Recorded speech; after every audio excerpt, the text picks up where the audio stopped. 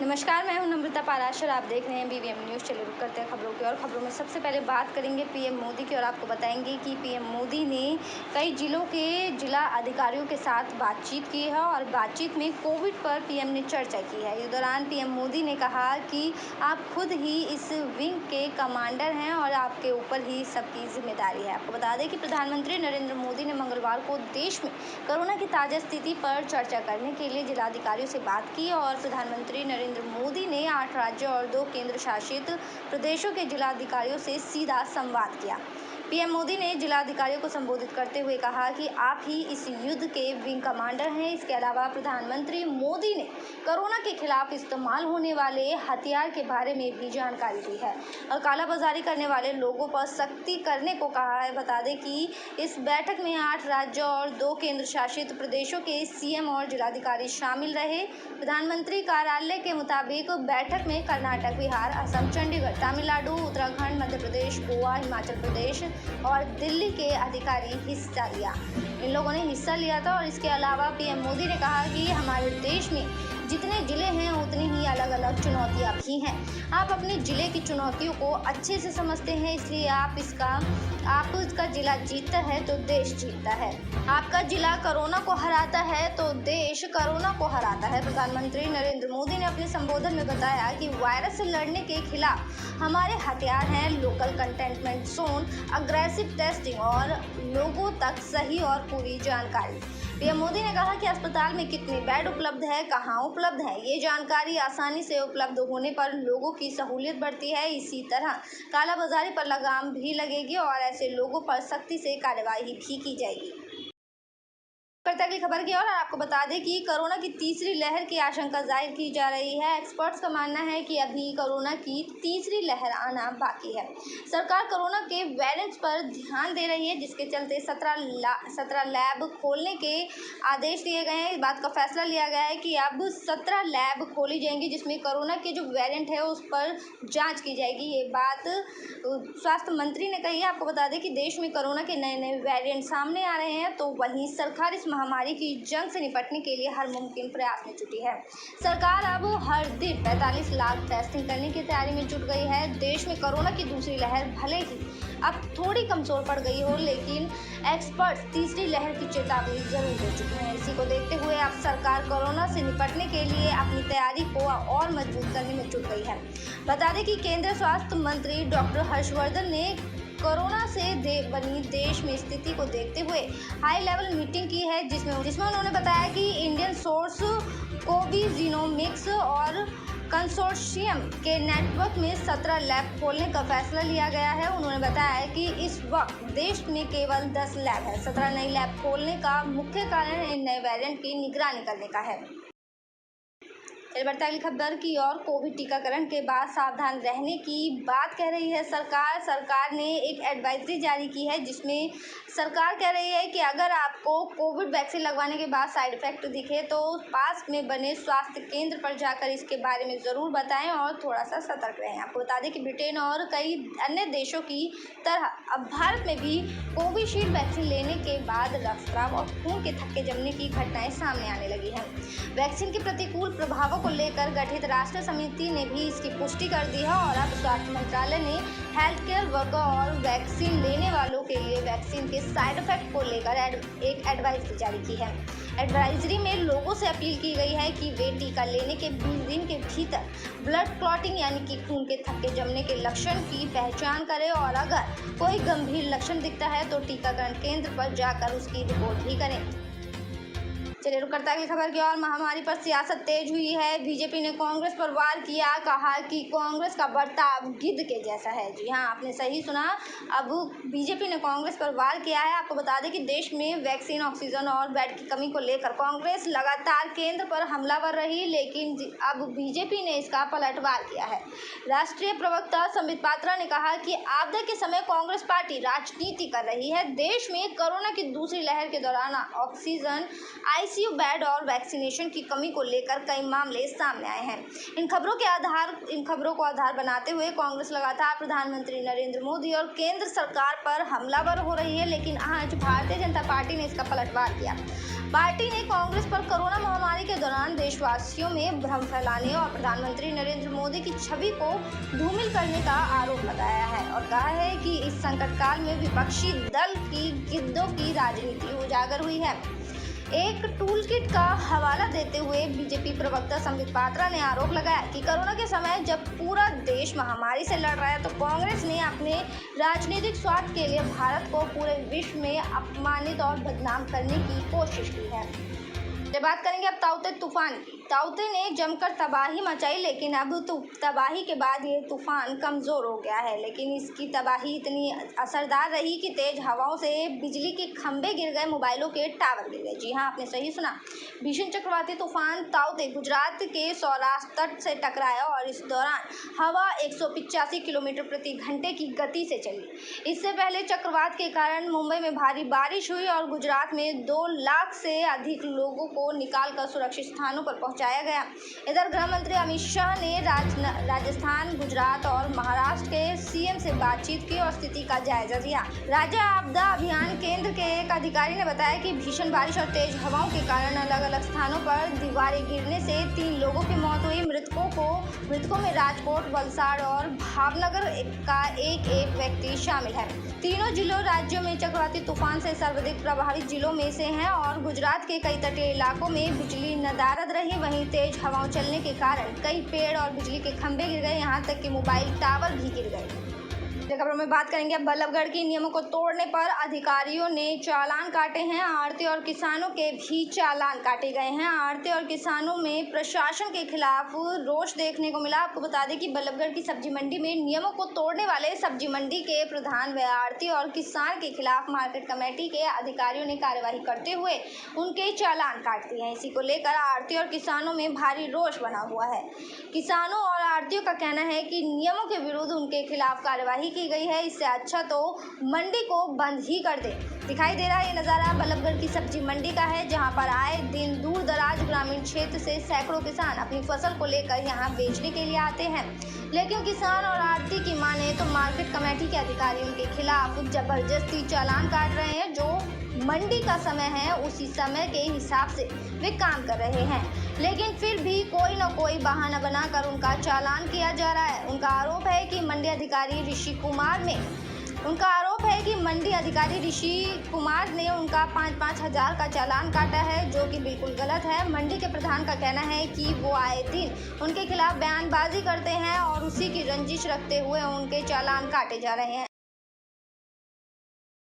जो है कि मंडी में बिल्कुल जाम नहीं है, बिल्कुल साफ सुथरी मंडी चल रही है। फिर भी मार्केट कमेटी वाले मतलब पीछे करो कहाँ तक पीछे करो। और नाम माल आएगा तो माल तो बिकेगा ही बिकेगा। मंडी में माल तो बेचा नहीं थी, इससे तो मंडी को बंद करवा दें, बहुत बढ़िया। मंडी में सेक्रेटरी साहब तानाशाही चल रही है, जिसकी वजह से हमारे कार्ड के 5,000 का रिक्वेस्ट करी थी। उनके कहते मैंने ट्रैक्टर हटा लिया था, मेरा माल सड़ रहा था, माल दागी था। मैंने रिक्वेस्ट करी कि मुझे आध घंटे का समय दे दो, मैं आध घंटे में ट्रैक्टर खाली कर दूंगा। पर मेरी एक नहीं सुनी और 1 मिनट में बुला के 5,000 का चालान मेरे हाथ में दे दिया जी।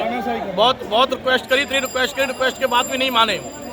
क्या टाइम टेबल है मंडी के अंदर? मंडी का टाइम टेबल 5 से 10 बजे का और 7 बजे चालान काट दिया जी हमारा। तो आपने पूछा नहीं कि अभी तो हमारा ही टाइम है? कुछ नहीं सुना जी उन्होंने, हमारे को एक नहीं सुनते। हमारे को पूरी तानाशाही चल रही है जी। ताना एक मिनट नहीं सुनते जी। 1 मिनट आते चालान हमारे हाथ में दे के चले जाते हैं। कितने का चालान किया? 5,000 रुपए का जी। तो आप शिकायत करेंगे मंत्री जी हैं? शिकायत करने बाद कहीं तो अपने बचाव पे कुछ उल्टे सीधे तर्क देता ही है।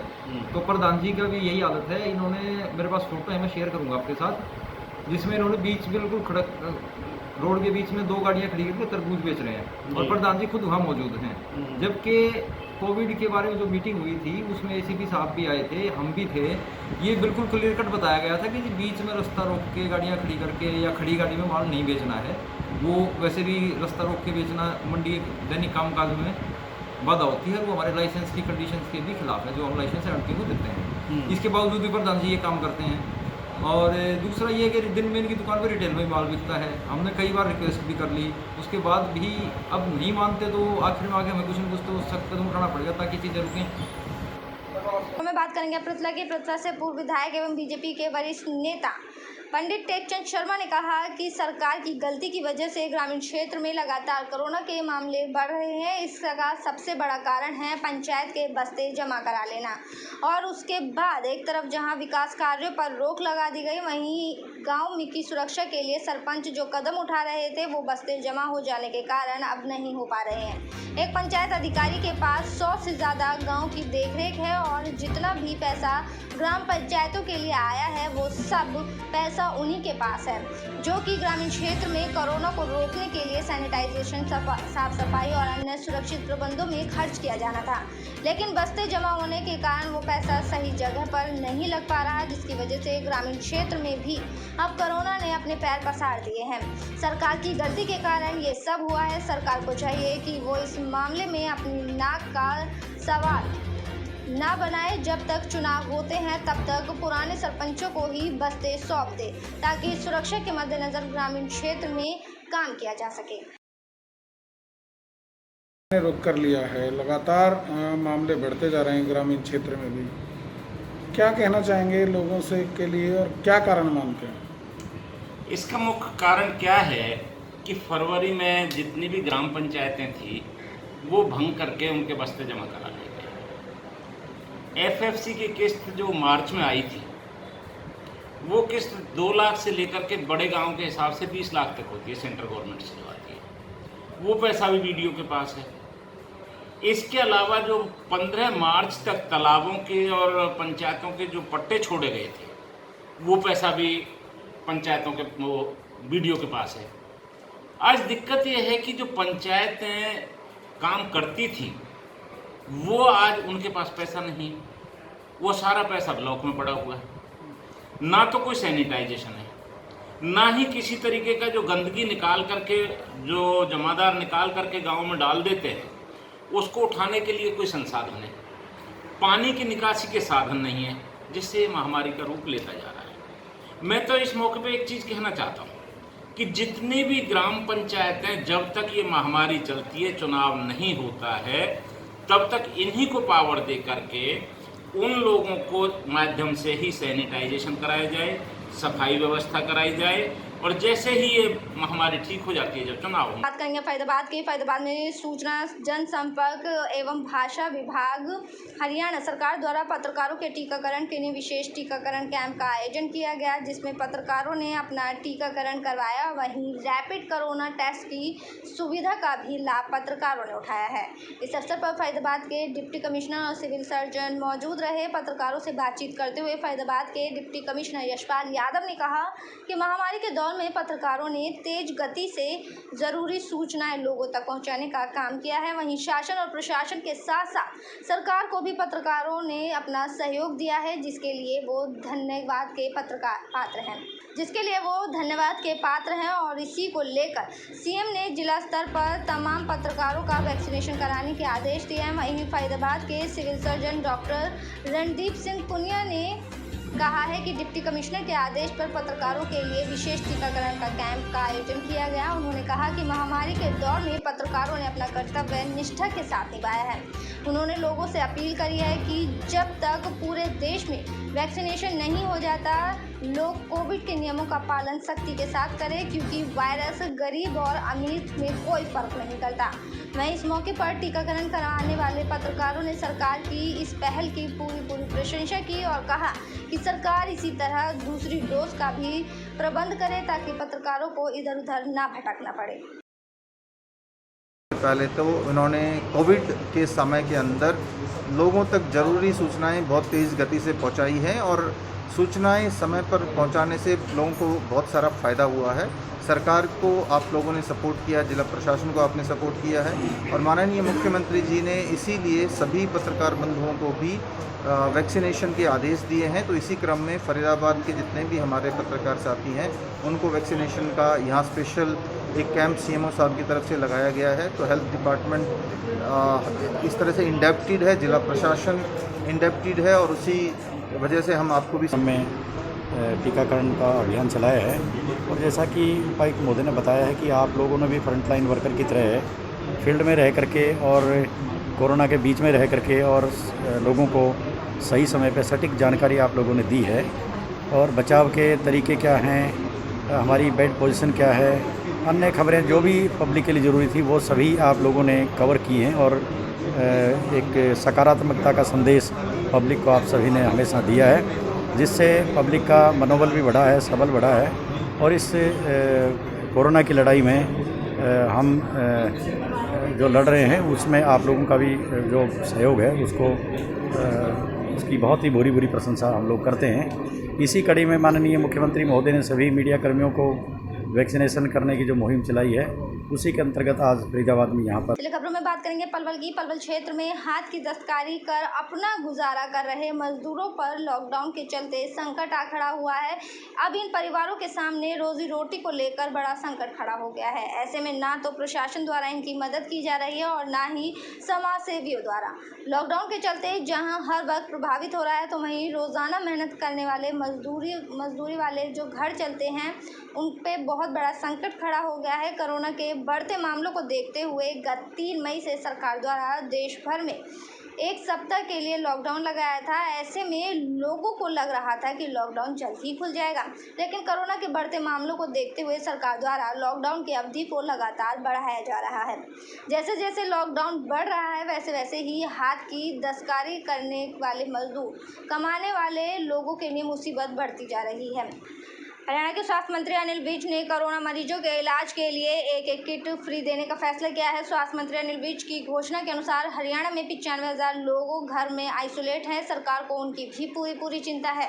डॉक्टर कम से कम 2 दिन में एक बार इन लोगों का चेकअप करने इनके घर जाते हैं ताकि ये लोग जल्द ही ठीक हो सके। इसी के चलते पलवल स्वास्थ्य विभाग ने मरीजों को किट वितरित की और जिला civil surgeon doctor Brahmdev Singh ने जानकारी देते हुए बताया कि जिन मरीजों को होम आइसोलेट किया हुआ है उनका घर पर ही इलाज किया जा रहा है। उन्हें हरियाणा के स्वास्थ्य मंत्री अनिल विज के आदेशानुसार कोरोना से बचाव को लेकर सरकार ने होम आइसोलेट मरीज को राहत देने का फैसला किया है और कोरोना किट मरीजों के लिए वितरित की गई है। सरकार ने इन मरीजों को एक किट भी देने का फैसला किया है, जिससे वे खुद भी अपने स्वास्थ्य का ध्यान रख सकते हैं, जिससे वो खुद भी अपने आप को स्वस्थ रख सकते हैं। जो किट मरीजों को दी जाएगी उस किट में oxygen meter, electronic thermometer, mask, आयुर्वेदिक और एलोपैथी दवाएं, स्टीमर और एक बुकलेट भी दी गई है। हरियाणा संभवतः देश का एक ऐसा पहला राज्य है जिसने घरों में दाखिल मरीजों को इस तरह का इलाज की किट दी जा रही है। और कब से यहाँ रह रहे हो आप झुग्गियों में? यहाँ तो हो कम से कम 18-19 साल हो रहे, 18-20 साल। क्या काम करते हैं? ये सिल पत्थर का काम करते हैं। सिल पत्थर का। तो लॉकडाउन में किस तरह की दिक्कतों का सामना करना पड़ रहा है? कहाँ धंधा पानी नहीं है, बस ये है कोई सौदा बिकता नहीं है, खाने बिकता उससे क्या होता है, खाने पीने की दिक्कत वाली बात है। फिर जो खाने पीने के लिए आटा वगैरह ये की जो दिक्कत है और क्या है, आटा वगैरह ये कहाँ से लेके आते हैं आप? अब कहाँ से बिकता है तो थोड़ा बहुत ले आते, क्या करें, बच्चे तो पालने पड़ेंगे भाई। जिला प्रशासन सरकार की तरफ से कोई मदद? अभी तो कोई मदद तो नहीं आई, कोई मदद नहीं आई है। यहाँ तो कोई नहीं आया भाई। कोई लॉकडाउन से पहले कैसे गुजारा चलाते थे? पहले लॉकडाउन में तो भाई आता था भी था, अब तक तो कुछ भी नहीं आया यहाँ। क्या नाम है जी आपका? संतोष। संतोष। कहाँ के रहने वाले हो? खुर्जा। खुर्जा। क्या काम करते हैं यहाँ? सिलबट्टे का। सिलबट्टे का। अच्छा, तो पहले कितने रुपए कमा लेते थे लॉकडाउन से पहले? लॉकडाउन से पहले ऐसा था, खाना खर्चा निकाल के कपड़े अपने निकाल के करीब 2,000 रुपये महीना ऐसे करीब बच जाते। आप कितने रुपए कमा रहे हो? हम तो 1 रुपये भी कमाना नहीं और दिन भर में 1-2 बिकती हुई खा जाते हो, कहाँ से पैसे आते? इतनी परेशानी है तो कहने नहीं है। अच्छा, एक जो सिलबट्टे पे कितने रुपए बचते हैं आपको? अब ऐसा ये पड़ जाता है करीब 80-90 रुपये का पड़ता है, कोई 100 का भी बिकता है, कोई 150 का बिक जाता है। में बात करेंगे पानीपत की। पानीपत साइबर सेल ने 20 महंगे मोबाइल फ़ोनों को बरामद करने में कामयाबी हासिल की है। एएसपी पूजा वशिष्ठ ने बताया कि उक्त सभी मोबाइल फ़ोन करीब 6 महीने के दौरान गुम हुए थे और पुलिस अधीक्षक शशांक कुमार सावन के कुशल दिशा निर्देश में साइबर सेल ने बारीकी से काम करते हुए ये सारे फ़ोन खोज निकाले हैं और उनके मालिकों को बुलाकर उन्हें इन फ़ोनों को सौंप दिया गया है। मोबाइल फ़ोन पाने वाले लोगों ने कोई फ़ोन की शिकायत हर समय पोर्टल व साइबर सेल सेल में की हुई थी और उन्हें पूरी उम्मीद थी कि साइबर पुलिस उनके फ़ोन को ज़रूर खोज निकालेगी। एएसपी पूजा वशिष्ठ ने बताया कि cyber cell in charge Hoshiyar Singh की अगुवाई में काम कर रही साइबर सेल की टीम ने खोए हुए मोबाइल फ़ोनों को बरामद किया और मोबाइल फ़ोन पाने वाले लोगों ने पुलिस की इस कार्यशैली पर खुशी जाहिर की है। जिला पुलिस का आभार भी उन्होंने व्यक्त किया है। एएसपी पूजा वशिष्ठ ने कहा कि साइबर सेल जनता की सेवा के लिए हमेशा तत्पर है। कि हमने 21 फ़ोन्स को रिकवर किया है। ये lost and found lost property है जिसको हम हर समय के पोर्टल पे जिसकी कंप्लेंट सिटीजन्स लॉन्च करते हैं, उसके बाद हम इनका IMEI नंबर से ट्रेस करके और फिर आज हम इनको वापस इनके ओनर्स को देने वाले हैं। मैम कहाँ से बरामद हुई? ये अपने लोगों से ही बरामद है। हुएवर फाउंड जिनको भी ये मिलते हैं फ़ोन, तो हम पुलिस की टीम को पहले तो हम ट्रेस करते हैं इनको कि कहाँ पे फ़ोन है, फिर हम लोकल थाने को बोलते हैं कि आपके जुरिस्डिक्शन में ये वाला फ़ोन है जिसकी लॉस्ट कंप्लेंट वो की थी, दाखिल की, फ़ोन को बरामद करती है। मैम सबकी ये जितने भी फ़ोन है सबकी लॉस्ट कंप्लेंट दर्ज है? हाँ जी, सबकी दर्ज है और इसकी टोटल वैल्यू 3,76,000 है। तो आई थिंक एक बहुत बड़ी कामयाबी है हमारी साइबर सेल टीम की। तो मैं cyber cell in charge Hoshiyar Singh ji को बहुत शुभकामनाएँ दूँगी। कितने मोबाइल पकड़े गए मैडम? 21। कितने समय से जो है गायब हुए थे, गुम हुए थे या चोरी हुए थे? नहीं, ये गुम हुए वाले मोबाइल। होम आइसोलेट ज़रूरतमंद मरीजों को ऑक्सीजन सिलेंडर वितरित कर रही है। रेड क्रॉस टीम ज़रूरतमंद होम आइसोलेट मरीज RSTIT कंप्यूटर इंस्टीट्यूट की मदद से ले सकते हैं और जिला प्रशासन तथा जिला रेड क्रॉस सोसाइटी सामाजिक संस्थाओं के सहयोग से कोरोना मरीज के चलते इस संकट की घड़ी में कस्बे में होम आइसोलेट ज़रूरतमंद मरीज को ऑक्सीजन उपलब्ध करवा रही है।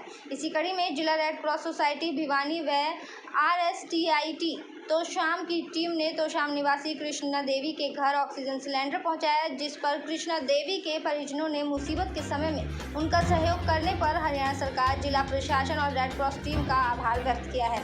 ये जानकारी देते हुए जिला रेड क्रॉस सोसाइटी के उप अधीक्षक जय भगवान शर्मा ने बताया कि हरियाणा सरकार और जिला प्रशासन के निर्देशानुसार रेड क्रॉस की टीम विभिन्न सामाजिक संस्थाओं के सहयोग से होम आइसोलेट जरूरतमंद मरीजों को ऑक्सीजन सिलेंडर वितरित करने का कार्य कर रही है। उन्होंने कहा कि कोरोना महामारी के दौरान होम आइसोलेट मरीज को ऑक्सीजन की कमी का सामना करना पड़े, जिसको लेकर जरूरतमंद मरीजों को ऑक्सीजन सिलेंडर वितरित करने का कार्य किया जा रहा है। जिसके हम तहे दिल से आभारी हैं और हरियाणा सरकार की जो ये पहल है इसके भी हम आभारी हैं कि सिलेंडर हमारे घर तक पहुंचा है। चलिए बात करेंगे अगली खबर की। निर्दलीय विधायक बलराज कुंडू ने कोरोना महामारी से लोगों को बचाने के लिए महम हलके में मुफ्त दवाइयां बांटने का अभियान शुरू किया है। उन्होंने खेड़ी महम स्थित धर्मार्थ अस्पताल में ऑक्सीजन और 5 लाख की दवाइयां दान देकर इस अभियान की शुरुआत की है। आपको बता दें कि डॉक्टर लांबा के बीमार होने और दवाइयों के अभाव में खेड़ी महम अस्पताल कई दिनों से बंद था और अब इसके चालू होने से आसपास के गांव के हजारों लोगों को इसका सीधा लाभ मिलेगा। उन्होंने कहा कि जब तक डॉक्टर लांबा स्वस्थ नहीं होते किसी दूसरे डॉक्टरों को हायर किया जाएगा, जिसकी तनख्वाह का सारा खर्च कुंडू खुद उठाएंगे, क्योंकि महम हल्के के लोगों के लिए इस अस्पताल का चालू रहना बहुत ज़रूरी है। बलराज कुंडू ने कहा कि आज प्रदेश में सरकारी अस्पतालों में ना दवाइयां हैं, ना बेड है और ना ही ऑक्सीजन मिल रही है, जिससे लोगों का बुरा हाल है। इसी बात को देखते हुए उन्होंने खुद ही 20 लाख रुपए की दवाइयां मंगवाई, जिसमें बुखार, खांसी, सिरदर्द समेत इम्यूनिटी पावर बढ़ाने में सहायक विटामिन C और जिंक आदि की ज़रूरी दवाइयाँ हैं। इसके अलावा मास्क भी शामिल हैं। इन दवाइयों के पैकेट बनवाकर हल्के के सभी गांव के ज़रूरतमंद गरीब और बीमार लोगों को बांटे गए, ताकि आर्थिक रूप से कमज़ोर लोगों को घर बैठे ही दवाइयां मिल सके और वे अपने और अपने परिवार वालों का स्वास्थ्य और सुरक्षित रख सकें और उनका ध्यान रख सकें। कार्य कर रही है, उनको कोई चिंता नहीं है लोगों की।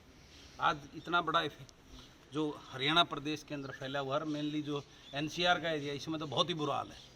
तो लेकिन सरकार को उसकी चिंता नहीं है। सरकार के नेता जितने हैं वो अपनी झूठी वाहवाही करने के लिए अखबारों में छपने के इस टाइप की हरकतें कर रहे हैं। तो मेरा आप सब से, मीडिया के साथियों से भी ये निवेदन है कि आपका मीडिया का बहुत बड़ा समाज को अवेयर करने में रोल होता है, तो आप लोगों को इस बारे में अवेयर कीजिए। बहुत सारे अभी भी हमारे गाँव स्तर पर इस प्रकार के लोगों में भ्रांति है कि कुछ नहीं हो जाएगा ठीक, लेकिन जिस प्रकार से जवान हमारा एक मजबूत भाई जवान, मेरा तो बहुत प्यारा था सुखबीर सरपंच, जिस प्रकार से आपके सामने गया, कल वो MP साहब रामचंद्र जांगड़ा जी के भाई जिस प्रकार से इतने लंबे चौड़े तगड़े स्वस्थ थे, वो जैसे अनेकों इस प्रकार या 3 दिन में पहुंच जाएंगी। और ये उनकी एक नेक कमाई में से और एक उनकी बहुत ही नेक सोच के साथ में ये एक गरीब रोगियों के लिए हॉस्पिटल है, जिसमें उन्होंने आके और ये अपना शुभारंभ किया है। और वो आश्वासन दे रहे हैं कि लगभग 15 लाख रुपए की दवाइयाँ मैं पूरे हलके में गांव-गांव में जाकर पैकेटों में डाल के बंटवाऊंगा। तो ये हम कहते हैं कि भाई भगवान उनकी इसी तरह की सोच विचार एवं उनकी उन्नति को बनाए रखे और वो गरीब लोगों की सेवा करते रहें।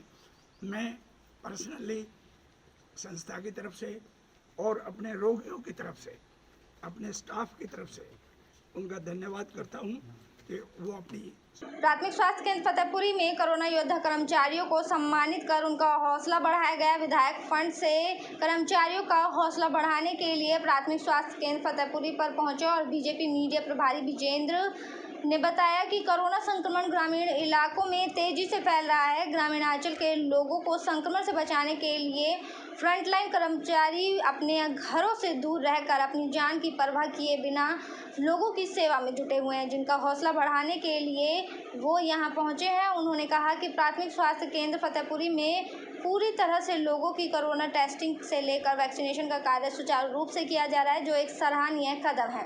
उन्होंने ग्रामीण क्षेत्र के लोगों से कहा कि वो संक्रमण की चेन को तोड़ने के लिए कोविड-19 प्रोटोकॉल के नियमों का पालन करें ताकि अपना और अपने परिवार का बचाव कर सकें। संक्रमण की चेन को तोड़ने के लिए बार बार साबुन से हाथ धोते रहें, साथ ही सामाजिक दूरी बनाए रखें और अपना और अपने घर वालों का ध्यान रखें। फेस मास्क का इस्तेमाल जरूर करें। स्वास्थ्य विभाग द्वारा जारी हेल्थ बुलेटिन के अनुसार जिले में आज संक्रमण के 208 नए मामले सामने आए हैं, जबकि 105 नागरिक स्वस्थ होकर अपने घर लौट गए। 5 व्यक्तियों की संक्रमण से मौत हो गई। करने के लिए हमें काफ़ी अच्छा लगा। हमारा स्टाफ पहले काम कर रहा था पूरे जान से और भी आगे भी काम करता रहेगा। आज स्टाफ को सम्मानित किया गया विधायक जी की तरफ से, सर बाबूजी ने कराया, तो इससे काफ़ी हौसला बढ़ा है और आगे ये बढ़ाते रहेंगे, हमें पक्का यकीन है इस चीज़। विधायक जी का हम तहे दिल से धन्यवाद करेंगे कि उन्होंने यहाँ पे विजेंद्र जी अपने मीडिया प्रभारी जो रेवाड़ी से हैं इनको यहाँ पे भेजा और सभी का ही यहाँ पे प्रोत्साहन किया। और जिस तरीके से काम कर रहे हैं PHC फतेहपुरी के सभी एम्प्लॉयज़ इंक्लूडिंग फील्ड स्टाफ, वो काबिल के तारीफ़ के लिए है और सभी लोग अच्छे से काम कर रहे हैं और हम ये आश्वासन देते हैं कि आगे भी ये इसी तरीके से काम करते रहेंगे। मैं बताना चाहूँगा कि इसके लिए सबसे पहले मास्क और सोशल डिस्टेंसिंग ये फॉलो करना चाहिए और किसी को भी कोई भी परेशानी हो, बुखार हो, सर्दी लगे, खांसी जुकाम कुछ भी हो तो ज़रूर अपना नज़दीकी सेंटर पे जाके अपना टेस्ट ज़रूर करवाएं। मैं सबसे पहले विधायक जी का तहे दिल से धन्यवाद करूंगी कि हमारी टीम को उन्होंने यहाँ प्रोत्साहन के लिए अपनी टीम भेजी। वैसे तो हम काम कर ही रहे हैं, लेकिन अब हमारा मतलब हौसला और भी जो है बढ़ा है और हम और सजगता से काम करेंगे। इनके बार बार उनका तहे दिल से धन्यवाद करती हूँ। बाकी हमारी टीम जो है आशा वर्कर से लेकर के ANMs, MPHW। चलिए खबरों में बात करेंगे अब चरखी दादरी की। चरखी दादरी जिला विधिक सेवा प्राधिकरण द्वारा स्वास्थ्य विभाग के सहयोग से न्याय परिसर में कोविड टीकाकरण कैंप का आयोजन किया गया, जिसमें 45 साल से कम आयु के न्यायिक अधिकारी, कर्मचारी, अधिवक्ताओं व स्वयं सेवकों को कोविड वैक्सीन लगाया गया है। इस बारे में जानकारी देते हुए शिखा ने बताया कि हरियाणा राज्य विधिक सेवा प्राधिकरण के दिशा निर्देशानुसार प्रत्येक जिले में जिला स्तर पर इस प्राधिकरण द्वारा इस टीकाकरण कैंप का आयोजन किया जा रहा है ताकि न्यायिक परिसर के कर्मचारी, अधिवक्ताओं, स्वयंसेवकों को कोविड के प्रकोप से बचाया जा सके। टीकाकरण कैंप में 100 लोगों को टीका लगाया गया है। साथ ही उन्होंने बताया कि इस प्राधिकरण द्वारा अपने पैनल एडवोकेट, स्वयंसेवकों व सक्षम युवाओं के माध्यम से कोविड से बचाव के लिए जागरूकता व टीकाकरण के प्रति लोगों को जागरूक करने के लिए अप्रैल महीने से लगातार अभियान चलाया जा रहा है ताकि लोगों को इस महामारी से बचाया जा सके। सहयोग से चलाया जा रहा है। पकड़ा गया है, साथ ही साथ गर्मी का मौसम है तो के लिए दाने और पानी की व्यवस्था की रिपोरे रखे गए और मैं इसके लिए धन्यवाद करना चाहती हूँ। आरोग्य निगम संस्थान के सहयोग से मुहिम चलाई गई है। मैम कोर्ट कॉम्प्लेक्स में आज टीकाकरण भी करवाया गया है, वैक्सीनेशन का जो कार्य है वो भी हुआ है। कितने लोगों तक जो इस तरह की जो सुविधा है पहुँच पाएगी? आप सब जानते हैं कि कोरोना की दूसरी लहर जो है चल रही है, जिसमें कि बहुत ज़्यादा केसेस आ रहे हैं और टीकाकरण की जो आज अभियान चलाया गया है, जो कि वैक्सीनेशन बहुत ज़रूरी है इस लहर को रोकने के लिए। और ये हालांकि वैक्सीन के बाद भी कुछ लोग संक्रमित हो जाते हैं, लेकिन उसकी संख्या बहुत कम है और जो लोग संक्रमित होते हैं वो क्रिटिकल स्टेज में नहीं जाते हैं। इसलिए वैक्सीन का बहुत बड़ा एक योगदान रहेगा इस बीमारी को रोकने के लिए। हम देख रहे हैं बाहर के जो देश हैं, जैसे अमेरिका है, ब्रिटेन है, वहाँ अनलॉक स्थिति शुरू हो गई है, जो कि वैक्सीनेशन का उसमें बहुत बड़ा कंट्रीब्यूशन है। इसी कड़ी में हमने अपने कोर्ट एम्प्लॉयज़ के लिए, हमारे एडवोकेट साहिबान के लिए, PLVs के लिए और जुडिशल ऑफिसर्स के लिए टीकाकरण का अभियान शुरू किया था, जिसमें कि 100 लोगों को आज। मेरे साथ खबरों में फिलहाल इतना ही। आप बने रहे BVM न्यूज़ के साथ। फिलहाल मुझे दीजिए इजाज़त। नमस्कार।